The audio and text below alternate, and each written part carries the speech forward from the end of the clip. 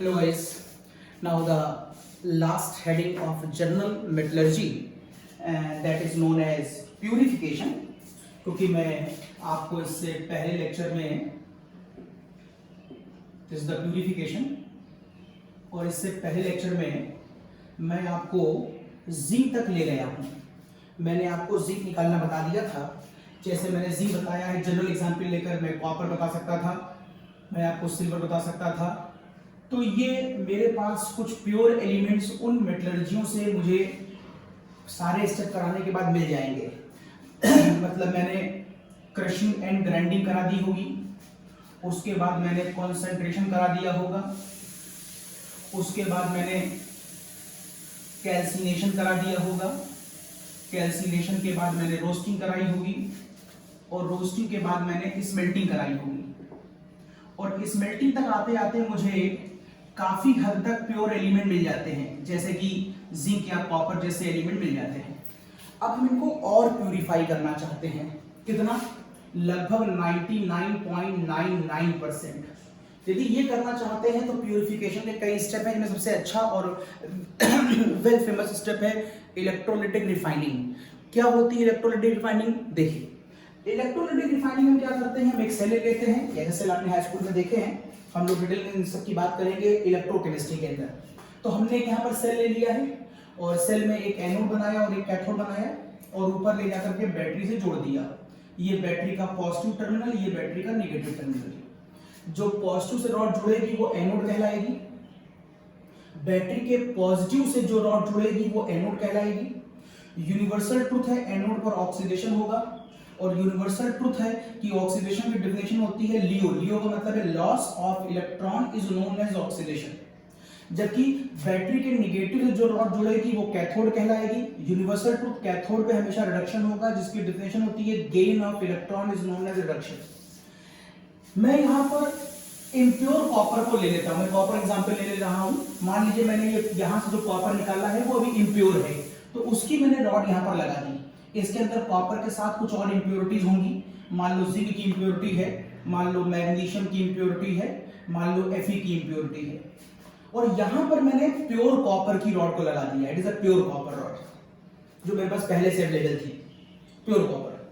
अब होता क्या है कि जब हम किसी, आप ऐसा समझ सकते हैं, ये एक अच्छा आदमी है, प्योर स्पीशीज है, और ये थोड़ा सा इम्प्योर है। क्लास का ये सबसे अच्छा बच्चा है प्योरीफाइड, और ये क्लास का इम्प्योर बच्चा है। तो हम इस इम्प्योर बच्चों को कहते हैं कि तुम इस जैसे बन जाओ, ऐसे हो जाओ। तो ये इम्प्योर वाला जो कंपाउंड है वो प्योर बनने की कोशिश करता है। कुछ यहां पर ऐसी कुछ मोटी मोटी बात निकल के आएगी। अब आप इसमें प्रोसेस को केमिस्ट्री की फॉर्म में देखिए क्या होता है कि जो कॉपर की रॉड है, अगर आप इस पर यूनिवर्सल ट्रुथ का लॉजिक लगाएं कि यहां पर ऑक्सीडेशन होगा, तो यहां पर ऑक्सीडेशन के लिए कुछ ऐसी रिएक्शन इस रॉड पर होनी चाहिए। मतलब यहां से कॉपर के आयन निकल करके सॉल्यूशन में आएंगे। कॉपर की रॉड से कॉपर के आयन निकलकर सॉल्यूशन में आएंगे, कॉपर आयन। लेकिन पीछे क्या छोड़ आएगा? वो पीछे इलेक्ट्रॉन छोड़ आएगा। और ये इलेक्ट्रॉन किस तरफ इंटरैक्ट कर लिए जाएंगे?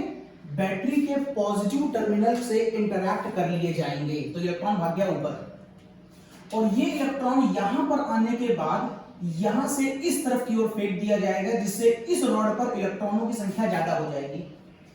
जो कॉपर की रॉड थी ये पहले न्यूट्रल थी, कॉपर की रॉड पर ऑक्सीडेशन होगा तो कॉपर आयन सॉल्यूशन में आ जाएगा, ये इलेक्ट्रॉन रॉड पे रह जाएंगे। बैटरी का पॉजिटिव टर्मिनल उसे घसीट लेगा और घसीट के थ्रो कर देगा इस वाली रॉड के ऊपर, जिससे यहां पर निगेटिव चार्ज आ जाएगा। तो रॉड कैसी होने लगेगी? निगेटिव। तो ये निगेटिव रॉड यहां पर कॉपर आयन जो यहां से निकलकर सॉल्यूशन में फैल गए हैं, इस कॉपर आयन को इसके थ्रू इंटरैक्ट कर लिया जाएगा। बस यही समरी है, यही होता है। यहां से कॉपर आयन निकलकर यहां जाता है और यहां से कॉपर आयन सॉल्यूशन से निकलकर यहां जाता है। देखिए यहां पर क्या होता है, ये कॉपर आयन जो पहले कहां पर है? सॉल्यूशन में है। ये इलेक्ट्रॉन ले लेता है, कौन से? ये वाले इलेक्ट्रॉन, और लेकर कहां चला जाता है? कॉपर रॉड की फॉर्म में कन्वर्ट हो जाता है। ये प्रोसेस बहुत देर तक अगर होता जाएगा तो यहां से कॉपर आयन कम होते जाएंगे और यहां पर कॉपर आयन बढ़ते जाएंगे। एक समय आएगा जब ये वाली रॉड बहुत पतली हो जाएगी, क्योंकि सारा कॉपर आयन वहां चला गया है, जो इम्प्योरिटी है वो खाली हाथ बची है। और ये वाली रॉड पहले के कंपेरिजन में क्या हो जाएगी, मोटी हो जाएगी, क्योंकि अब यहाँ पर बहुत सारा कॉपर आ गया। तो आफ्टर सम टाइम आपको ये प्रोसेस दिखाई देगा कि ये रॉड पतली हो गई और ये रॉड मोटी हो गई। ये मोटा मोटा प्रोसेस होता है इसके अंदर, कोई खास बात नहीं है। अब इस प्रोसेस में जो इलेक्ट्रोलाइट लिया गया है वो लिया गया है कॉपर सल्फेट डाइऑक्साइड, जिसकी प्यूरिफिकेशन आप कर रहे होंगे जिस मेटल का, आप उसी का इलेक्ट्रोलाइट लेंगे। कॉपर का है तो कॉपर लेंगे, जिंक है तो जिंक लेंगे, सिल्वर है तो सिल्वर लेंगे। हाँ, वहां पर एक एसिड जरूर लेंगे आप डाइल्यूट की फॉर्म में। तो क्वेश्चन है कि what is the use of that dilute H2SO4 in the electrolyte. इसका कोई खास बात, आपको कोई खास इसके ऊपर केमिस्ट्री नहीं है, आपको मालूम है, क्योंकि हम किसी भी एसिड को डाल करके उस सॉल्यूशन की कंडक्टिविटी को बढ़ा देते हैं। हम चाहते हैं कि सॉल्यूशन की कंडक्टिविटी बहुत ज्यादा हो, मींस कॉपर आयन का आना और जाना बहुत अच्छे फ्लो में चले, इसलिए हम मीडियम को एसिडिक कर देते हैं। तो only to increase the conductivity of the solution हम यहाँ पर कोई एसिड डाल देते हैं। कभी H2O4 डालेंगे, कभी HNO3 डालेंगे, कभी HCl डालेंगे, एज पर रिक्वायरमेंट कोई एसिड होगा। नाउ सेकंड क्वेश्चन समझने वाला, गौर करिएगा। ये जो इम्प्योर रॉड है मेरे पास, इसमें कॉपर के अलावा कुछ इंप्योरिटीज भी होंगी। तो मैं मान लेता हूं कि कॉपर के अलावा ये इंप्योरिटी है इसके अंदर। देखिए मैंने पूरी रॉड मान ली है, this the whole rod, this the whole rod of the impure copper, जिसमें ये कुछ एलिमेंट्स मौजूद हैं। तो जब मैं प्रोसेस शुरू करता हूं तो मैं ये क्यों कह रहा हूं कि खाली कॉपर आयन ही बाहर निकलेगा? ऐसा क्यों नहीं हुआ कि ये वाले आयन बाहर क्यों नहीं आए? अब इसके पीछे वजह क्या है? इसके पीछे वजह है ये एक्टिविटी सीरीज, और ये किसके बिहाफ पर है? स्टैंडर्ड रिडक्शन पोटेंशियल्स के बिहाफ पर है। और इस सीरीज में ऊपर वाले लोगों की वैल्यू निगेटिव में, H की वैल्यू 0 में, और इसके नीचे वाले लोगों की वैल्यू पॉजिटिव में होती है। स्टैंडर्ड रिडक्शन पोटेंशियल, पोटेंशियल का मतलब होता है ताकत, मतलब किसी एलिमेंट के अंदर अपने आप को रिड्यूस करने की ताकत कितनी है। तो ऊपर के एलिमेंट्स में ये ताकत निगेटिव में होती है और नीचे वाले एलिमेंट्स में ये ताकत पॉजिटिव में होती है। इसका मतलब है मुझे ये समझना पड़ेगा कि इनमें रिड्यूस होने की ताकत ज्यादा है और इनमें रिड्यूस होने की ताकत कम है। इसके बिहाफ पर जिसके अंदर ताकत ज्यादा होगी वो जीतेगा। इस लॉजिक को फॉलो करते हैं। आप देखिए, अगर मैं खाली इन तीन एलिमेंट्स को कॉपर से कंपेयर करूं तो इसमें मैग्नीशियम कहां पर है? ये है मैग्नीशियम। जिंक कहां है? ये है जिंक। Fe कहां है? ये है Fe। और कॉपर कहां है? ये है कॉपर। ऊपर से नीचे आने पर स्टैंडर्ड रिडक्शन पोटेंशियल बढ़ता जा रहा है। इसका मतलब है इसकी ताकत इन लोगों से ज्यादा है। मींस जब ये सारे इस प्रोसेस में दौड़ना शुरू करेंगे तो दौड़ में जीतेगा कौन? जिसकी ताकत ज्यादा होगी। लिहाजा ये दौड़ेंगे तो, लेकिन दौड़कर यहां तक नहीं पहुंच पाएंगे। मींस ये दौड़ेंगे तो, लेकिन दौड़कर केवल सॉल्यूशन में ही रह जाएंगे। ये सारे लोग रॉड से तो निकलेंगे, लेकिन रॉड से निकलकर सॉल्यूशन में रह जाएंगे, जबकि ये निकलेगा और यहां तक पहुंच भी जाएगा। तो इस बिहार पर आपने समझ गए कि अगर ये सारी इंप्योरिटी इसके साथ हैं तो ये क्यों जीता। उसके पीछे वजह है standard reduction potential series. Okay, अगर मैं ये मान लूं कि इसी में इसके साथ ये वाले एलिमेंट भी मौजूद हैं, अगर ये वाले एलिमेंट मौजूद हैं तो देखिए इनका रिडक्शन पोटेंशियल तो इससे भी ज्यादा होगा। तो क्या ये वाले एलिमेंट इससे ज्यादा बाहर नहीं निकल आएंगे? बात तो ठीक है। अगर इनके साथ खाली ये वाला एलिमेंट है, ये नहीं है, तब तो मैं समझ गया कि ये हार जाएंगे और ये जीत जाएंगे। लेकिन अगर मैंने कहा कि इसके साथ ये वाले एलिमेंट भी मौजूद है जिनका रिडक्शन पोटेंशियल, ये देखिए, जिनका रिडक्शन पोटेंशियल इससे भी ज्यादा है, अब क्या करूं? अब खेल शुरू होता है। अगर ये लोग मौजूद हैं तो खेल शुरू होता है ऊपर की बैटरी का। हम ऊपर की बैटरी से अपनी इस प्रोसेस को कंट्रोल कर सकते हैं। मतलब हमें ये मालूम होता है कि हम किस एलिमेंट को यहां पर लाना चाहते हैं। अगर हमें मालूम है कि हम कॉपर को यहां लाना चाहते हैं तो हम यहां पर उतना ही वोल्टेज डेवलप करेंगे जो कॉपर के लिए रिक्वायर्ड हो। अब कॉपर के लिए रिक्वायर्ड होगा तो इतने सारे लोग तो उसमें आ ही जाएंगे।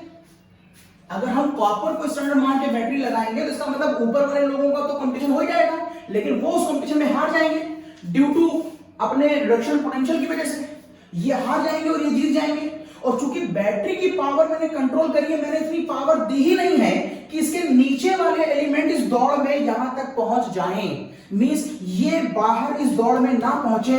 ये बात बैटरी की पावर, बैटरी की वोल्टेज बदल बदल कर 2 वोल्ट की, 4 वोल्ट की, 6 वोल्ट की, अब ये कैसे बदल कर इसका इफेक्ट कैसे पड़ता है, ये मैथमेटिकल कैलकुलेशन है जो इलेक्ट्रोकेमिस्ट्री में डिस्कस की जाएगी। यहां पर आप सिर्फ इतना समझिए कि यहां पर इसका खेल होता है, इस बैटरी की पावर को बदल करके हम इसको इतना, बैटरी को इतना ही मेंटेन करते हैं कि खाली कॉपर तक का एलिमेंट दौड़ में जीते और इसके बाद वाले एलिमेंट इस प्रोसेस में पार्टिसिपेट ना करें, मींस इनको मैं यहीं छोड़ देता हूं। लेकिन एक्चुअल में बैटरी इतना जो सपोर्ट करती है वो ये कि मैं ये तो मान लूंगा कि ये वाले एलिमेंट दौड़ में जीतेंगे नहीं, लेकिन इस रॉड से निकल जरूर आते हैं क्योंकि इनका रिडक्शन पोटेंशियल कॉपर से ज्यादा है। तो रिएक्शन में इस रॉड से बाहर तो आते हैं, लेकिन बैटरी का सपोर्ट ना मिल पाने की वजह से यहां तक नहीं पहुंच पाते। तो फिर क्या होता है, यहीं पर रुक जाते हैं। अब यहां पर रुक करके 2 ऑप्शन, मैं फिलहाल चूंकि इन तीनों की बात कर रहा हूं तो इन तीनों के बारे में आपको मालूम होगा कि ये एलिमेंट किसी भी सॉल्वेंट में डिसॉल्व नहीं करते। ये खास कॉपर, सॉरी गोल्ड, प्लेटिनम और सिल्वर, ये किसी में भी सॉल्युबल नहीं होते एक्सेप्ट एक्वारिजिया। और मैंने यहां पर एक्वारिजिया लिया नहीं है, इसका मतलब है ये इस रॉड से निकले तो हैं ये तीनों, मेरे कंट्रोल करने के बाद भी ये निकल तो आए, लेकिन वो यहां तक नहीं पहुंचेंगे क्योंकि मैंने बैटरी सपोर्ट इतना नहीं दिया कि ये पहुंच जाए, सिर्फ इतना ही दिया है कि केवल कॉपर पहुंचे, क्योंकि मैं कॉपर को ही प्यूरिफाई करना चाहता हूं। तो ये तीनों इस रॉड से निकले तो, लेकिन यहां नहीं पहुंचे। अब यहां नहीं पहुंचे तो कहां रह गए, सोल्यूशन में रह गए, लेकिन सोल्यूशन में डिसॉल्व नहीं होते, ये इनका नेचर है, ये खाली एक बार में डिसॉल्व होते हैं। तो फिर ये कहां चले जाएंगे, ये इसी एनोड के नीचे एनोड मड की फॉर्म में बैठ जाएंगे। एनोड मड के नीचे, एनोड के नीचे एनोड मड की फॉर्म में बैठ जाएंगे। आपने हाई स्कूल में कई बार सुना है एनोड मड, लेकिन वो एनोड मड क्यों बनती है ये बात समझिए। एनोड मड केवल 3 लो एलिमेंट बनाते हैं, गोल्ड, सिल्वर और प्लेटिनम, क्योंकि ये बाय द नेचर केवल एक्वारिजिया में डिसॉल्व होते हैं। यहां पर जो सॉल्यूशन मैंने लिया है इलेक्ट्रोलाइट में एक्वारिजिया नहीं है, मींस ये तीनों डिसॉल्व नहीं होंगे। डिसॉल्व नहीं होंगे तो बॉटम पर बैठ जाएंगे और जहां से निकले हैं वहीं पर नीचे जाकर बैठ जाएंगे। और मैं कहूंगा इस तरीके से कि साहब ये एनोड मड कहलाएगा। लेकिन अगर सपोज करिए मैं आपसे कहता कि मैं आपको कॉपर का प्यूरिफिकेशन ना पढ़ा करके जिंक का प्यूरिफिकेशन पढ़ा रहा हूं, सपोज करिए अगर मैं कहता जिंक का प्यूरिफिकेशन पढ़ा रहा हूं तो मैं बैटरी से इतनी ही पावर देता कि खाली जिंक यहां से कैथोड से निकल के कैथोड भागे, मैं इतनी पावर देता। और इसके ऊपर का जो एलिमेंट है उसके ऊपर मैं कॉन्सेप्ट लगाता कि उसका रिडक्शन पोटेंशियल तो जिंक से कम है, तो मैग्नीशियम तो पहले ही हार मान लेगा कि भाई मेरी तो औकात ही नहीं है, आपका पोटेंशियल ज्यादा है, आप आगे जाइए। लेकिन जब मैं जिंक को आगे ले जाऊंगा तो मेरे मन में आएगा कि अगर जिंक आगे जाएगा तो जिंक से बड़ा पोटेंशियल तो इन लोगों का है, इसका तो ये भी जाएंगे, ये भी जाएंगे। तो ये ना जाए, खाली यही जाए, ये कंट्रोलिंग मैं यहां से करूंगा। मतलब 2 पॉइंट हैं, एक स्टैंडर्ड रिडक्शन पोटेंशियल और दूसरा है बैटरी का वोल्टेज। 2 कॉन्सेप्ट आप एक साथ लेके चलेंगे। इसके ऊपर के एलिमेंट यहां तक क्यों नहीं पहुंचे, क्योंकि इनका स्टैंडर्ड रिडक्शन पोटेंशियल कम है, इसलिए ये नहीं पहुंचेगा, ये पहुंचेगा। लेकिन इनका तो ज्यादा है, अगर वहां पर इंप्योरिटी इनकी है तो आप ये ना यहां तक पहुंचे, खाली यही पहुंचे, तो इनकी पावर, दौड़ने की पावर, इसकी यहां तक आने की पावर मैं बैटरी के थ्रू कम कर देता हूं। हम बैटरी के थ्रू इसको सपोर्ट ही नहीं करते कि ये दौड़ में जीते, तो ये निकलकर सोल्यूशन में तो आएगा, लेकिन बैटरी का सपोर्ट ना पाने की वजह से दूसरी रॉड के ऊपर जाकर कैथोड में डिपॉजिट नहीं होगा, तो ये कहां चला जाएगा, ये सोल्यूशन में चला जाएगा। सोल्यूशन में अब ये भी चला जाएगा और ये भी चला जाएगा। ये क्या करेंगे, ये सॉल्वेंट में, इलेक्ट्रोलाइट में डिसॉल्व हो जाते हैं, तो ये इस इलेक्ट्रोलाइट में डिसॉल्व फॉर्म में पाए जाएंगे, और ये डिसॉल्व नहीं होते तो एनोड मड की फॉर्म में पाए जाएंगे। ये हुई आपका इलेक्ट्रोलाइटिक रिफाइनिंग का प्रोसेस। वन मोर पॉइंट, एक क्वेश्चन और डेवलप करते हैं यहां पर समझने के लिए। वैसे आपका काम खत्म हो गया, लेकिन कुछ और बातें डेवलप करना है, और वो ये कि अगर मैं यहां पर एनोड और कैथोड में, कैथोड को कार्बन का ले लूं, मतलब ये तो मैंने कॉपर की मेटलर्जी में कॉपर का मैं लेकर के कार्बन का बना दिया, और यहां पर मैं इंप्योर कॉपर ले रहा हूं, तो क्या ऐसा कर सकता हूं मैं, क्योंकि बुक में तो ये लिखा हुआ है कि इधर प्योर कॉपर रहना चाहिए। तो मैं आपको सोचने के लिए कह रहा हूं कि सोच के देखिए कि आप कार्बन का ले सकते हैं कि जैसा बुक में लिखा है वैसे रट लेना चाहिए, तो कार्बन का भी ले सकते हैं। कोई खास काम होगा? कुछ नहीं होगा। यहां से कॉपर वैसे ही निकलकर यहां से यहां तक आएगा, ये इलेक्ट्रॉन छोड़ जाएगा, इलेक्ट्रॉन यहां से यहां भागेगा, ये निगेटिव हो जाएगा और ये जाकर इस पर डिपॉजिट हो जाएगा। इसका मतलब कोई नया काम नहीं होगा और ये कॉपर इसके ऊपर ऐसे डिपॉजिट हो जाएगा। यस, तो फिर क्या फर्क हुआ इसमें और इसमें? आप इससे करेंगे तो भी कॉपर मिलेगा, इस प्रोसेस से करेंगे तो भी कॉपर मिलेगा, बस यहां पर एक काम आपको और करना पड़ेगा। अब जो कार्बन की रॉड पर कॉपर आ गया है, फिर उसे खुरच करके, उसको स्क्रैच करके उसे बाहर निकालना पड़ेगा, जबकि यहां पर आपको उसे बार बार खुरच के बाहर निकालने की आवश्यकता नहीं है। तो दोनों ही काम कर सकते हैं। मेरे ख्याल से यहां पर एक स्टेप और बढ़ जाता है, एक काम आपको और करना पड़ेगा, एक बार मैन पावर आपको और लगानी पड़ेगी। दिस इज द कॉज हम ये अपने लिए वर्थफुल नहीं मानते, इसीलिए हम इधर कार्बन का इलेक्ट्रोड ना लेकर के उसी एलिमेंट का इलेक्ट्रोड लेते हैं जो हमें चाहिए। जो एलिमेंट आ रहा है वो इस पर डिपॉजिट कर जाए ताकि हमें दोबारा उसको स्क्रैच करके वहां से बाहर निकालने की आवश्यकता ना पड़े।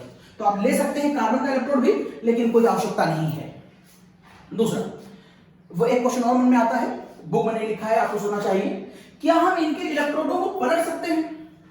अगर हम इनके इलेक्ट्रोडों को पलट दें तो क्या कुछ खास फर्क पड़ेगा? आइए देखते हैं। ऊपर बैटरी पॉजिटिव निगेटिव, अब मैंने इधर प्योर इलेक्ट्रो कॉपर लगा दिया, अभी तक मैं प्योर इधर लगाता था, अब मैंने प्योर इधर लगा दिया और इधर इम्प्योर कर दिया।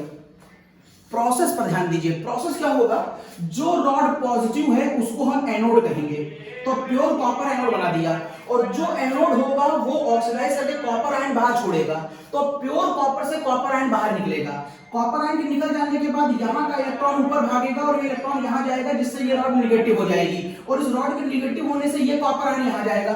इसका मतलब प्योर कॉपर इम्प्योर कॉपर की रॉड पर डिपॉजिट होने लगेगा। ये प्रोसेस भी मेरे लिए यूजलेस हो जाएगा, लिहाजा हम ऐसी कोई एक्सरसाइज नहीं करेंगे। ये कर सकते हैं लेकिन एक काम बढ़ जाएगा, बाकी सारा प्रोसेस आपके सामने है। सब कुछ समझने के बाद आपको एकेडमिक लेवल पर सिर्फ इतना ध्यान देना है कि ये मेरा एक प्रोसेस है, इसमें ये इम्प्योर रॉड होगी और ये प्योर रॉड होगी, और आयन हमारा इम्प्योर रॉड से प्योर रॉड पर चला जाएगा। एज अ समरी खाली आपको इतना ही ध्यान रखना है, लेकिन देखना आपको सब कुछ चाहिए कि सारी संभावनाएं क्या हैं। आने वाले समय में जब मैं मेटलर्जी आपको रिवाइज कराऊंगा तो सिर्फ इतना ही बोलूंगा कि एलिमेंट यहां से निकलेगा और यहां चला जाएगा, लेकिन सारी रीजनिंग आपको एक बार सुननी और समझनी चाहिए। इवन क्वेश्चन इनमें से किसी छोटी सी चीज से कंपटीशन में तो कहीं से भी छोटी सी चीज से आ सकता है, लेकिन एकेडमिक लेवल पर बहुत रटा रटाया आंसर पूछा जाता है। इलेक्ट्रोलाइटिक रिफाइनिंग पर शॉर्ट नोट आएगा तो आप डायग्राम बनाएंगे, एनोड कैथोड दिखाएंगे और बताएंगे यहां पर ऑक्सीडेशन होगा, ये आयन यहां से यहां आएगा, फिर यहां से रिडक्शन शुरू होगा और ये वाला आयन यहां चला जाएगा। दैट्स ऑल, इतना ही बताएंगे। ये इलेक्ट्रोलाइटिक रिफाइनिंग था, इसे कॉपी कर लीजिए। और अब इसके बाद शुरू करता हूं मैं अलग अलग मेटलर्जियां, पहले जिंक की और फिर सिल्वर की डिस्कस करूंगा, इसे कॉपी करिए।